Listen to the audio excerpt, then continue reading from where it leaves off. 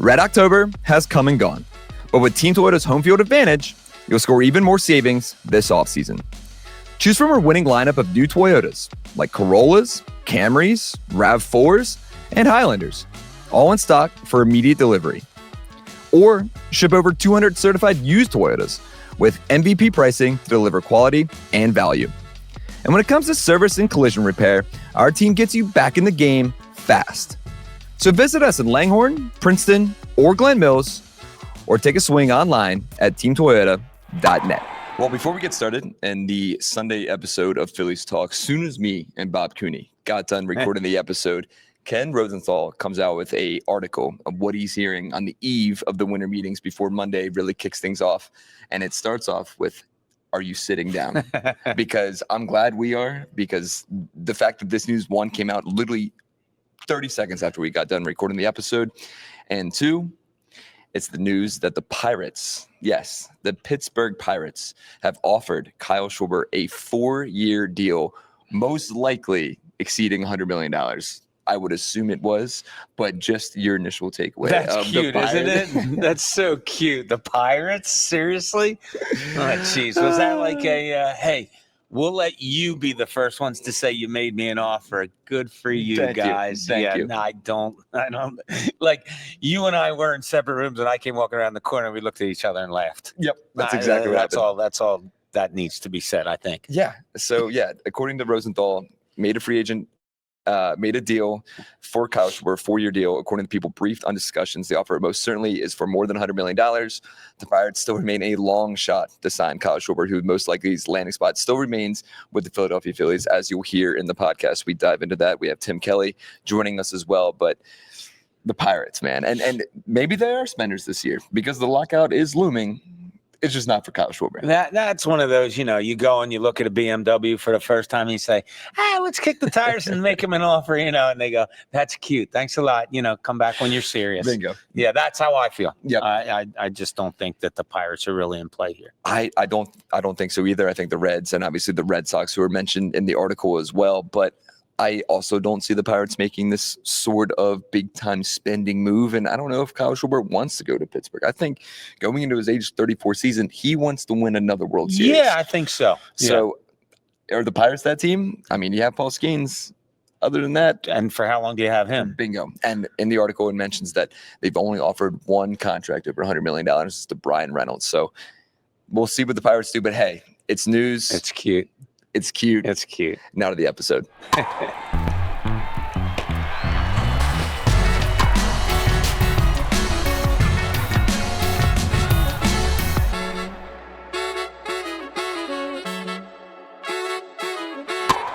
You are listening and or watching to the Phillies Talk podcast presented by Team Toyota. I am Spencer McKercher, and I'm honored to be joined by Bob Cooney.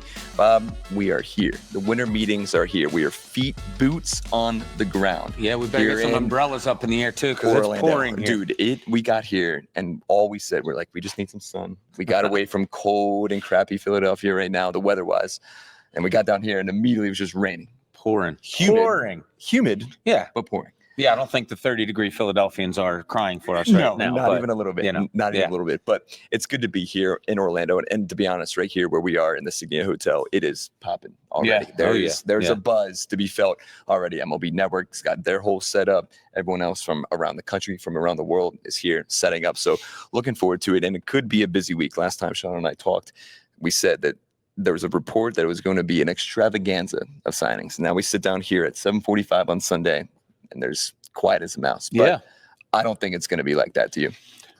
I don't know. Yeah. I don't know, because it was funny. You and I were driving in the Uber over here, and both of us are doing some research and stuff. And I read a full story that said it's probably going to be a real quiet week. So who knows? It's going to be somewhere in between. It could be a domino effect, as you very well know. Something may happen tomorrow that you say, maybe it's Schwarber, and something happens tomorrow, and then people say, oh, okay, he's gone. So boom, boom, boom, boom. Right. But you never know in these types of situations. I mean, how many times have, you join in to watch a winter meeting and you don't think anything, and boom, or you do think something. It's like crickets. So it'll be interesting. We'll see what happens. It will be. It's going to be an intriguing week. And we actually have a great interview with On Pattison's Tim Kelly coming up here in the middle of the show. He was great on his insights. But before we get to that, I need your 3 things And obviously the big one is number one. But give me 3 things to look out for if you're a Phillies fan on what could happen this week for the Phillies. And they're kind of, well, the first 2 I think are obvious. Bingo. Right, Spence? I mean, you got Kyle Schwarber and JT Realmuto. I would say, I don't know, 80% of the Philly fan base probably thinks they're both going to be back. Mm-hmm. You're going to pay big money for them. I mean, Schwarber, it's funny. You and I were talking about this also. Somebody put out there, 4 years, $100 million for Schwarber. No, that's not even close. You and I threw out numbers. Yeah, we were similar. 4, 160, maybe 5, 180, somewhere around there. I think they will. I think Dave Dombrowski will say, look, it has to happen. Yep. John Middleton, I think they'll agree. You got to bring him back. They don't have any pop after him. They have and not that you're replacing 56 home runs with somebody else saying you hit 56, but look at it. I don't know if Bryce Harper's hitting 30. He might be a 25 to 30 guy now. Yep. I don't know if you're going to have Alec Bowman. If you do, I don't know if he's a 20 home run guy. I mean, you look around it. Is Crawford going to be playing the outfield? Well, he's a singles hitter. You just don't have pop. So it's going to be interesting once that happens. Realmuto, I'm convinced, is coming back. Okay. I don't think you have anything else, but you're throwing down a 35-year-old catcher, and he's out, and he's in great shape. Yep. And for the people that don't know it, I mean, after every game, he goes back and lifts weights. Yep. After every game, and he is in incredible shape. But that's a lot to ask from a guy, and you're not DHing him. I mean, so it's going to be real interesting what happens. And as we've talked about, Ranger Suarez, probably not. Yeah, probably not even in the mix. It's going to be tough for the Phillies to bring back Kyle. And if you're a listener, Sean Kane said that it was 5% for Ranger Suarez to return. I gave it a little bit more than that, just because I think the bond that Ranger Suarez has with the Phillies organization, they think very highly of him. I think Ranger thinks obviously very highly of the Phillies, but then it comes down to, do the Phillies need Ranger more, or does Ranger need the Phillies more? And that's really what it comes down to. I could see him signing this week and maybe being we saw Dylan Cease go to the Blue Jays for 7 years, $200 million. Woo! Insane. Yeah. I don't think Ranger's going to get that much. No, but I don't know if anybody's going to get that. Exactly. But since Cease is kind of the first domino to fall, do you think Ranger has an opportunity to get signed this week? Sure. Yeah. Opportunity. Absolutely. There's a couple things I think about the Ranger Suarez thing. Like, it's kind of like casually he's going away, right? We're all saying, he's probably not going to be back. Goodbye. And everybody in Philly loves him and all that. Last year, and we know Rangers injury history. Mm-hmm. I wish he would have come in last year in phenomenal shape.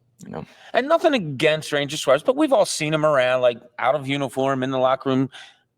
And pitchers aren't generally in phenomenal shape. They play once every 5 days, whatever. But I just wish, because of the injury history, like when he came in last season, it was like, oh, look at him.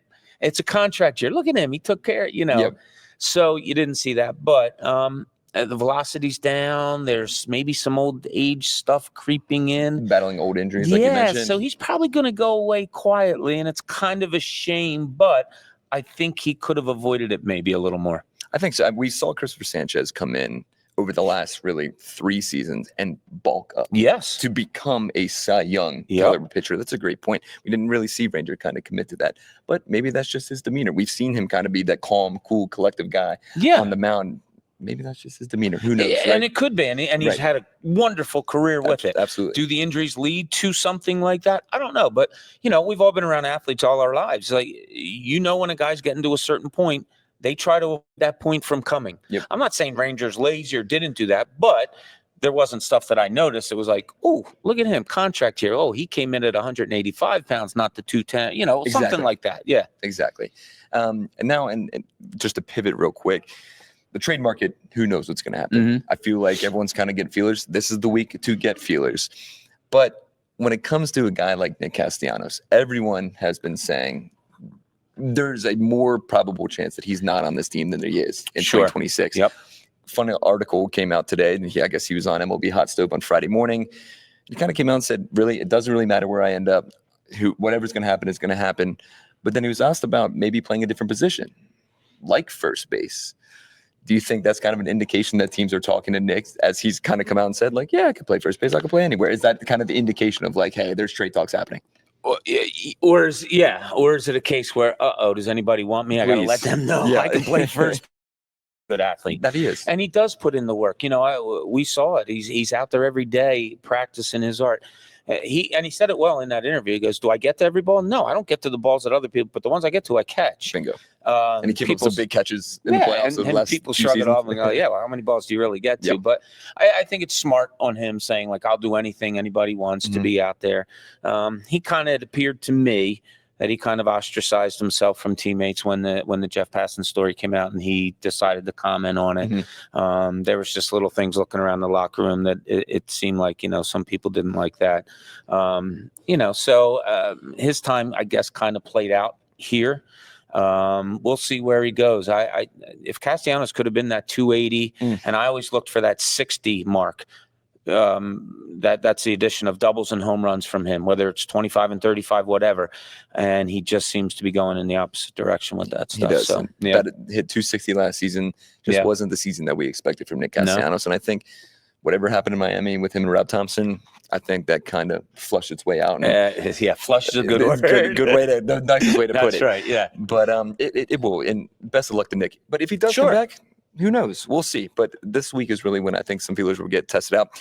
Remember last season at the winter meetings in Dallas last season, he came out and said, that's when he represented himself. And he said, hey, that's great because Dave has to tell me what's happening. And we talked to him in spring training. He said during the winter meetings, Dave called him and said, hey, we are not shopping you. You don't have to worry about that. Whatever all those rumors were swirling, never happened. So we'll see what happens this week here down in Orlando. Going back to Kyle Schwarber. Obviously, it's the big talking points. Really, all we've had the chance to talk about over the last few months. You were in Cincinnati when they kind of rolled out the red carpet for him. Yeah. What was that like there, one? And two, are the Reds your biggest team to worry about? Sentimentally, probably. Sure. And a lot of people have said that who doesn't want to go back for the team that they rooted for. But I will say this. When the Phillies lost to the Dodgers in Los Angeles, that locker room was different to me.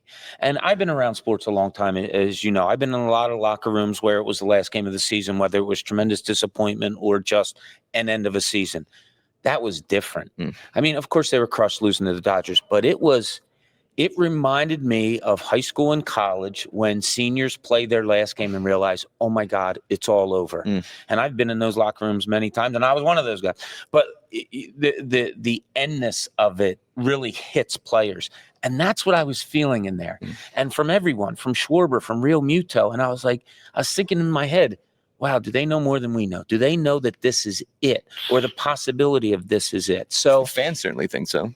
Yeah, and okay, so say they bring back Schwarber, they bring back Real Muto. Well, you're going to get a lot of, oh my God, they're running it back again.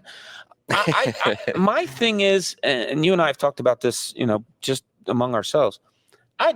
They bring back Schwarber, great. I'm saying to change things and whatever. I'm getting somebody at the top of that order. You're going to have Turner, you're going to have Harper. Somebody at that maybe 2-hole, 3-hole, whatever. That just is a pain in the ass that gets on base all the time. That walks, that gets base hits a lot. And then I would put Schwarber at 4 because. I mean, if you honestly look at his numbers, that's where he belongs. Right. Even though the career's been great and last season was great at number 2, I would throw him at 4 and try to get a base hit guy, even though we know Turner won the batting title. Just that kind of guy, and then go from there. And you threw out a name when we were talking about this. Who was that name? Arias, yeah. Oh. Yeah, that was like 2 years ago. I said it when I was on the radio. I was like, I think this team needs this is showing my age, a Pete Rose type from 1980, a guy that comes in and just gets on base and makes the Mike Schmidts and the Greg Luzinskis and the power guys better. I just think a base hitting 2-hole, 3-hole hitter, whatever it is, because you're going to have Turner and Harper there. I just think that makes it so much. And then boom, there's Schwarber at 4. Bingo. And we're going to get Tim Kelly's comments on this. But before we get to that interview, I'll ask you the same question we asked him. Is there a name on the trade market? Because there really isn't that many right-handed bats on the market. Yeah. But is there a name that could be that Pete Rose type of guy? Sean Kane mentioned on the last podcast, obviously Ketel Marte is that guy. But is there a name out there that you would like to see? Yeah, Marte, if you could move him to another spot, or like you can't move Stott to short. No. I mean, you can't. I mean, are you going to overthink it and say, well, we'll put Trey Turner at 3rd and then deal Alec Boehm, and then you go, Marte and Stott and Turner? I don't know. Marte is the name that I would love to see in a Phillies uniform, but does he fit? Right. I don't know. And what you're going to have to give up is astronomical. Yeah, and what you give up probably I would assume that Stott would be one of them. Maybe. And then, you're At going to least have Crawford, to dip probably. Yeah. Maybe And then Andrew Painter. you're going to have to dip in there. So, the Painter thing, how against they are of getting rid of him, that interests me. Yeah. Especially after. Now, I do agree with the Phillies organization, and Dave Dombrowski has said it. Last year was his first year back from Tommy John. The second year is the year when guys come back from Tommy John that you really see and say, oh, okay, they're back. Bingo. So this year is huge. Yep. If it's not there, then you're going to say, oh, they should have traded him when they had the chance. But I understand what they're thinking. And this is the thing. We saw the velocity come back from Andrew Painter, but it's really the command that he struggled with. And maybe that's that first year coming back off Tommy John. We've seen many pitchers. Zach Wheeler. Bingo. Yeah. Have trouble with the command. The velocity is there. Right. This year is a huge year for Andrew Painter, and I'm really excited to see him maybe in April. Yeah. Maybe. Maybe. But starting pitching is another thing. Do you go out and try to get another starting pitcher? You're probably going to lose Suarez. I mean, is it enough to have Painter be coming up and what you have there? Because I really do like their starting pitching, and hopefully Zach Wheeler can come back. Any staff that you can start with Sanchez, Wheeler, Sanchez, and Luzardo, because I think Luzardo is going to be better this year even than he was last year. Coming off a career year too. Yeah, and it was really interesting to me, Spence, when we talked to him after games, he really thinks the games out. He's really on top, and it hurt him sometimes. He would throw a walk here and there, and it would throw him off for 2 or 3 hitters. He realizes that, and he knows he has to work on that. So I think you're going to get an even better version of Luzardo this year. So their starting pitching is interesting, to say the least. Because obviously you still have Aaron Nola. You still have Taijuan Walker. Exactly, yeah. Do you go? And it was funny. Me and Sean on the last few pods, I threw out the name of Sandy Alcantara. Yeah. Why not? Go out. Why not? Indeed. And that's the thing. If you're the Marlins, I'm sure you're going to be looking for a lot, but maybe not as much as a Ketel Marte. Maybe not as much as even like a Luis Robert Jr. That's out there as well. Who knows? But the Phillies. Can you imagine Sandy Alcantara? If you get him here, he'll pick up more wins during the season because he always lost to the Phillies. That's a great point. That's a great point. And so I would love to see that. And I keep going back and forth in my head, Spence. I think there's something there that they're going to do, and we're going to go, oh, wow. There it is. We're like, ooh, I really do. And I don't know why. Because our focus, I don't know if it's going to be this week, but our focus has so much been on the top 2 stories that we've talked about. I don't know. I think Dave Dombrowski's going to do something that makes us all go, oh, whether agree or disagree. Oh, okay. Yeah. Because even the signing of Max Kepler last season, another one that was kind of like, oh, okay. And it didn't really work out in the beginning of the season. And then it turned on a little bit towards the end of the season. Yeah, it did. But there could be a move like that out with the Phillies, especially during this week. All right, quick ad break. And on the other side of the break, Tim Kelly joins us from onpattison.com to discuss what could be an eventful week here at the Winter Meetings. Sean Kane, the holidays are right around the corner. Do you need some holiday gift inspiration? Who doesn't? Absolutely. Well, escape the cold and catch the Phillies in Clearwater with NBC Sports Philadelphia and Phillies Sports Trips. We're teaming up to bring fans the most unforgettable Phillies spring training experience yet. This trip includes Phillies game tickets, beachfront accommodations, round-trip travel, all-inclusive tailgates, and much more. Plus, appearances from Larry Boa, Charlie Manuel, and NBC Sports Philadelphia's own Ben Davis. Wow. Can you imagine Benny down there with the fellas? That's a party. Charlie, Larry, and Ben down there. I mean, sign me up. It looks like an awesome trip. You and I will be down there. Book your trip today at phillysportstrips.com.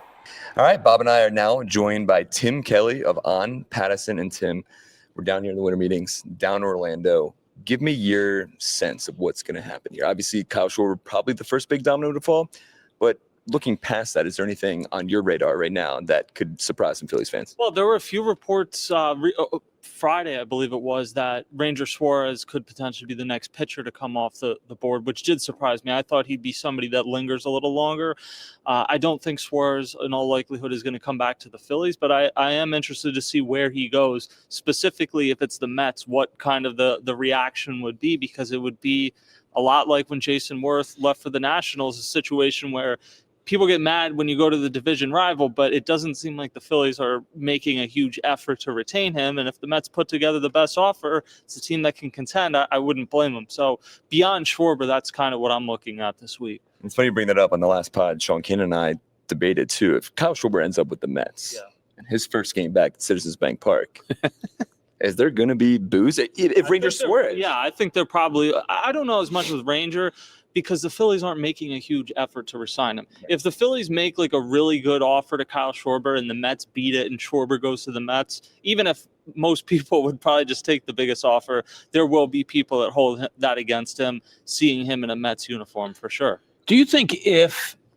Schwarber gets signed by somebody else, and say it happens quickly, Tim, right, beginning of this week, is there a push by the Phillies then maybe, hey, Ranger, come and talk to us. Now we have more money to play with. Do you think maybe that happens? I doubt it, just because they have 5 pitchers under contract, and you have Andrew Painter, who's likely going to make his debut some point early in the season. And for as much as Ranger brings to the table, he is a bit of a risky long-term investment. If you're talking 5 or 6 years, he's been on the IL 3 times in the last 4 years with a back injury. The velocity, even though he's not a high-velocity pitcher, has gone down relatively noticeably. Yeah. So I think it becomes more, how do you pivot? Do you try and find another DH type, or do you reallocate that money and go after Kyle Tucker or someone of that ilk?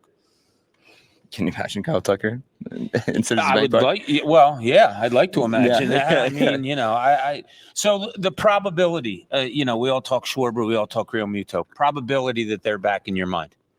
I would say probably like 75% with Schwarber, and with Real Muto, I'd say even higher than that. And I definitely think it can be like Schwarber. To me, you almost need to bring back.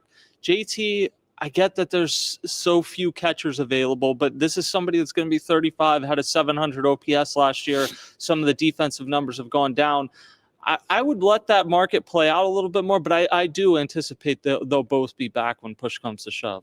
It's funny, Sean, our other co-host, also said 5% for Ranger returning, and my exact response to that was, damn. Percentage of Ranger for you. Yeah, returning. I would say about 5%. Like if he lingers on the market and it's February and things maybe haven't gone how the Phillies anticipated and his price is a little bit lower, then never say never. But I kind of operated, once they traded for Jesus Luzardo, that was kind of the Ranger replacement in my mind. So I think the most likely scenario is Rangers on another team next year. And for the Phillies' sake, it would be much better if he's on the Angels than if he's on the Mets. Yeah. If Schwarber doesn't come back to the Phillies, where's your pop come from? That's great. I don't know that there is a way to replace the 56 home runs. Now, he probably isn't going to hit 56 home runs again next year. The natural way to me would be to sign Pete Alonso. It's just, I have such a difficult time. Because that looks like what you wanted to say. Well, like Kyle Schwarber has been a great Philly, but he's been on other teams. So if he went to the Mets, like it would take a little while to get used. Pete Alonso has been a Met. Like he feels like someone that should spend his whole career with the Mets.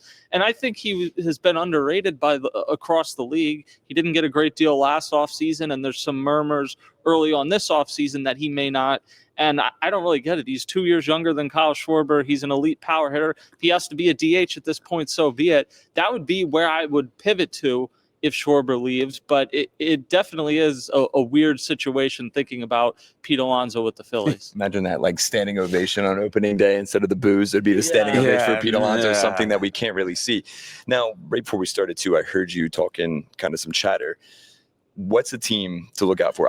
There's an obvious answer, but a team that could swoop in and kind of make a run at Kyle Schwarber, in your opinion? Well, I definitely think it's the Reds. And the Reds are interesting because certainly teams like the Mets and Red Sox, they can make really, really competitive offers, but the Phillies can come through and make it competitive enough or trump it even that Kyle Schwarber picks them. With the Reds, I just think I have skepticism that they would ultimately make the investment, but if they get close, it's the team Kyle Schwarber grew up rooting for. And I get some of this stuff being put out now is to try and drive the price up, probably from the Phillies. But there is something to be said for the team you envisioned yourself on as a kid, like getting the chance to play for them. And the Reds are like good enough that Kyle Schwarber could talk himself into, I can have the best of both worlds here. So I think that's the team that, as much as they're not a usual suspect, would worry me the most if I'm the Phillies. We don't know how much is going to play out this week, obviously. But if you had to make your best guess of what minor leaguer is going to be starting for the Phillies next year, who would it be, Tim? Or it could be nobody. Well, I think Justin Crawford. It's just whether that's in center or left field. Andrew Painter in some form in April. I don't know if it's the first time through the rotation, but I would say relatively early Andrew Painter is. And then you get into like the Phillies. Dave Dombrowski spoke extremely highly of Otto Kemp in the year-end press conference. Was that just kind of bluffing in a way, or do they really believe Otto Kemp could play third base every day if they trade Alec Boehm? So those are the guys I'm looking at. And then obviously not the beginning of the season, but who knows if Aiden Miller comes into play at some point next season. And Otto Kemp, it's funny, we talk around the league and you hear it, not really the best third baseman, but the way his production was, especially towards the end of the season last year, it's hard to argue if you have Otto Kemp as starting in left, starting at third. Yeah, I felt like he in left field held his own, even though third was his natural position. It was a struggle there. Yeah. So it was like what Alec Boehm looked like when he came up. So I get moving on from Boehm potentially, but that would not be my solution at third base. But if the outfield market doesn't go how you want, you bring back Schwarber, you bring back Real Muto, and you have limited resources, I can see him as part of a platoon in the outfield somewhere. And I just think in general, I know people don't love platoons, but it's something you might have to wrap your head around. If Schwarber and Real Muto are back, they're going to have to make some sacrifices at other spots on the roster. So many people have talked about Harrison Bader and, you got to bring him back because of what he did when he was here, which was great. But one of the Phillies organization's biggest phrase, Tim, and we've been around it all year long, all of us, is back of the baseball card. What Harrison Bader did here in the few months that he was here, that wasn't the back of his baseball card. Delusional for people to expect that, and I don't think he's coming back. Any chance, do you think, or he may fall to them? No, I think there's a chance because some of the other teams that we like, the Rangers traded for Brandon Nimmo. Some of the other teams we thought maybe could be in on them. At the same time, like the Mets now need an outfielder. Everybody needs I don't remember a time in baseball where there's so few quality right-handed hitters, especially in the outfield, available. So I think there's a chance he comes back. It really speaks to how do the Phillies feel about Justin Crawford? Do they think he's a center fielder or do they think he's not? And what if they don't sign him, where is the right-handed power or pop or any production coming from? Real Muta's a free agent. Castellanos almost certainly isn't going to be back. You don't know what's happening with Alec Boehm. So it was already too left-handed of a team. You're going to have righties at some spot in the lineup. So I think there's a chance. I agree with you on the baseball card thing, but there's just so few impact center fielders that he was always an excellent defender. Yeah. The thing I worry about with him, though, is how many – I think he can play center field still really good, but does the body start to break down? We saw the hamstring injury. I thought he brought like an edge to the Phillies, though, when he got acquired. And the one thing that I'm kind of noticing this offseason, Castellanos brought an edge, maybe too much at times, but he brought an edge. Strahm brought an edge. Like, you're talking about a lot of those guys potentially not being here next season. So I'd be careful how many of them you don't bring back. Bader's interesting to me, though, for sure. Now, and you mentioned there really isn't, for the first time, like you said, in a long time, at least as long as I can remember, there isn't too many right-handed bats on the market. However, on the trade market, there's some names that have been thrown out there. Give me one trade that you would like to see the Phillies make that would improve them. Is Alec Boehm in that trade package? Heck, is Bryson Stott in that trade package? And prospects galore. I don't know if there's like Taylor Ward was the one that lots of people talked about. I liked Joe Adele, but now that they traded Taylor Ward, they're not going to trade Adele. So I don't know if there is a perfect one. Ketel Marte would be great, but and he's a switch hitter. But the Phillies really don't match up at all. The Diamondbacks are desperate for pitching, and the Phillies, unless you're trading Andrew Painter, which they have shown no inclination to do, I just don't think they match up there. So they're going to have to get creative and kind of find a guy that, in many senses, like what Schwarber was a few years ago, where you paid him to be like a really good player and he ended up being great. Kind of find another guy like that. Yeah. What's taking so long with hiring a bench coach? Do you think something was there with Mattingly and he just said, wait a little bit? Well, yeah. I mean, if I had to connect the dots, I mean, he's about to find out imminently whether he's going into the Hall of Fame or not. That might have been his bigger priority. But yeah, I mean, I would think he's the guy that they're waiting on. It will be interesting when Rob and Dave Dombrowski talk this week to kind of see where that's at and figure out, is there a kind of a date that they've given him? Like, I guess you don't really, like, the bench coach, you don't really need in place. It doesn't matter if you hire the bench coach now the day or before. a month. Exactly, right? As long as he's in place by spring training. It's not like Don Mattingly's like new to the job. But if he ultimately decides not to do it, then you need to find another possibility. So I would imagine that has to be coming to a head pretty soon.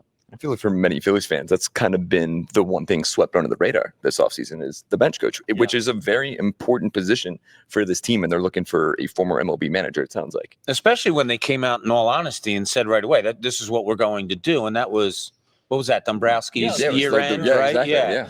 And like, okay, I thought it was imminent. Like when we left there that day, I thought it was imminent. And then it's just drug on. And maybe it is the Hall of Fame thing. I don't know. Well, and it's like to a degree, you had to wait for some managerial seats to fill up, but those are long since filled up. And really, a lot of the last ones lingering, you're not talking about the same type of candidates that the Phillies would be looking at for bench coach. So it feels like they're waiting on him probably. All right, last question, Tim.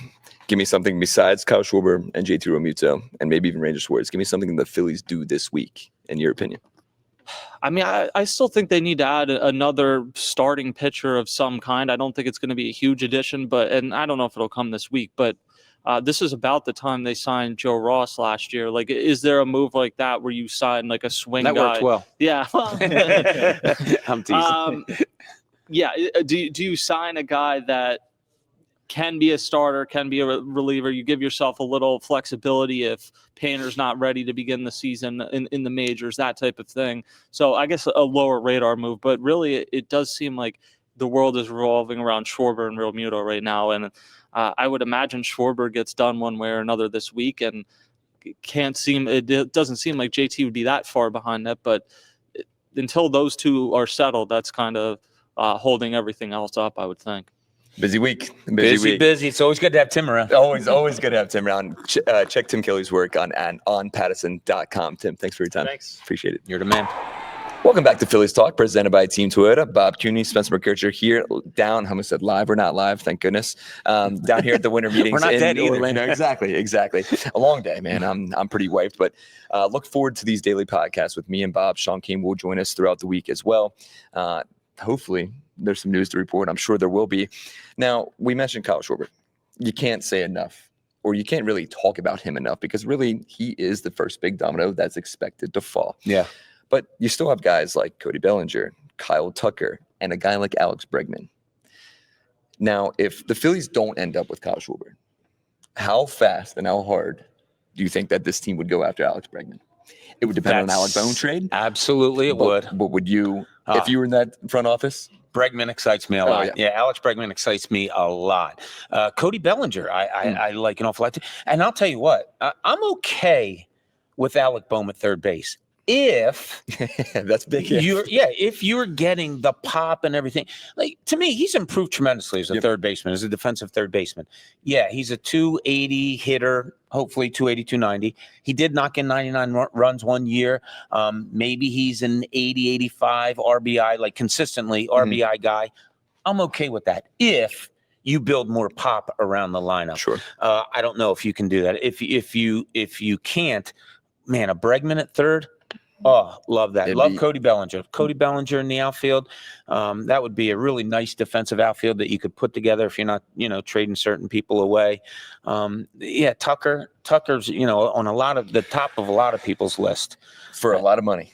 Yeah. $300+ million contract looking for Kyle Tucker. I used to work with people that always say, what do we care? It's not our money. That's a great point. But if it affects everything else you do, obviously you got to watch out for. So I hope some of that stuff falls this week. So we have a chance to write about it, talk about it, and everything, all that. Yeah, exactly. And we mentioned the trade targets, and I asked him, and really Ketel Marte is the name out there, but a guy like Luis Robert Jr., who's been in these trade talks for years now. It's been almost 3 years of him being talked about in the winter meetings, in the offseason, at the trade deadline. Does that name excite you enough to really commit to it, especially if you're a Phillies fan or the Phillies brass? So I'm a little biased here, and I'll tell you why. Love it. We were in Milwaukee last year at the trade deadline, and Robert's name obviously was coming up. Swirling. And he made like 3 lazy plays in the series. Didn't run out something. Went half-ass on a like a line drive or whatever. And it was like, do you really want that in Philly? Philly doesn't pay out. They don't play that way. No, they don't. Fans. No, do you think that's a Chicago thing with not too many fans in the stands? Yeah. What did I say? I said Milwaukee. I meant Chicago. Same thing. Yeah. I don't know, but that doesn't fly. Yeah. And Dave Dombrowski and those guys are fully aware of that. And they were there. They were all there. Mattingly was there and Dombrowski, and they were sitting in a suite next to us. And you watched that and you came out of that series going, well, he doesn't go hard all the time. And you wonder if that sticks in the back of their minds or not, Interesting. Yeah. It's a name. The bat would be awesome. There's your power, especially from the right side.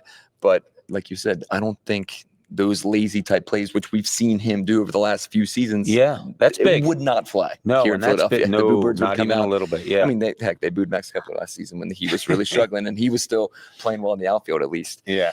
On the last podcast too, I mentioned, I think this week, if they really want, even if Kyle and JT don't happen this week, I think a successful week would be obviously a big trade, would be awesome. But I think if you go get a guy like Pete Fairbanks, if you go get a guy like Tyler Rogers, if you go get a guy like Robert Swerzer, heck, even Edwin Diaz, if you get somebody to be that setup man for Jahan Duran next season and maybe beyond, that's high up in my priority list. What about you? Diaz is an interesting name, right? And another one that if he comes to Philadelphia, is he getting that standing ovation, or is it like, what are you doing bringing a Mets guy in here? And there ain't going to be no horns. Imagine the trumpets mixed in with the Duran's entrance right after that. No. I think the trumpets, trumpets have to go away until well deserved. But you're right. They do need a bridge there now with the talk of Strom, and is there something going on that there might be a trade partner for him? Strom's numbers, they were good. I never had as much confidence as Rob Thompson did in him. Like, he would come into games and I'd be like, but his numbers were way better than my thought process. So, and where's Kerkering going to be? Where's he going to be? And hopefully he blows that thing off. We all make stupid decisions in life, and that's just what it was, an instance. He's got nasty stuff, but he's got to make sure he keeps on top. That's another guy I'd love to see come in and go, whoa, look at him. He's in really good shape. Bingo. And the arm's really ready to go, So it's make or break time for a lot of guys here. And I agree with you, though. The bridge has to be built to get to Duran. Especially if you do end up trading Matt Strom. His name has been brought up in trade talks recently. So is Brandon Marsh. We'll see what happens, whether this week or beyond. But say you do deal Matt Strom, hopefully you get something in return from that, no matter where he goes. But also, I think that does open the door for a guy like Pete Fairbanks. I would love Pete Fairbanks. Yeah. Coming off a great season with the Rays, and we even mentioned he's got some of the best sound bites in baseball too. So it'd be always fun with the Philadelphia media.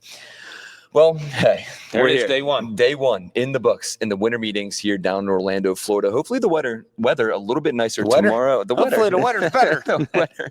It's been a long day. But hopefully the weather does improve. It doesn't look too great for tomorrow. But hopefully the stove gets a little hotter here in the next 24 to 48 hours. So we have everything covered. If anything breaks, keep an eye out for us. We also have a one-on-one interview with Dave Dombrowski tomorrow, Rob Thompson on Tuesday, and Preston Mattingly on Wednesday. They'll be ingested into the podcast here so you can hear what they have to say. If not, check out everything on NBCSportsPhiladelphia.com and on NBC Sports Philadelphia. Bob Cooney, thank you, brother. I appreciate you. We will talk to you guys tomorrow, hopefully with some breaking news. Well, other than that, enjoy your Sunday, and we'll talk to you then.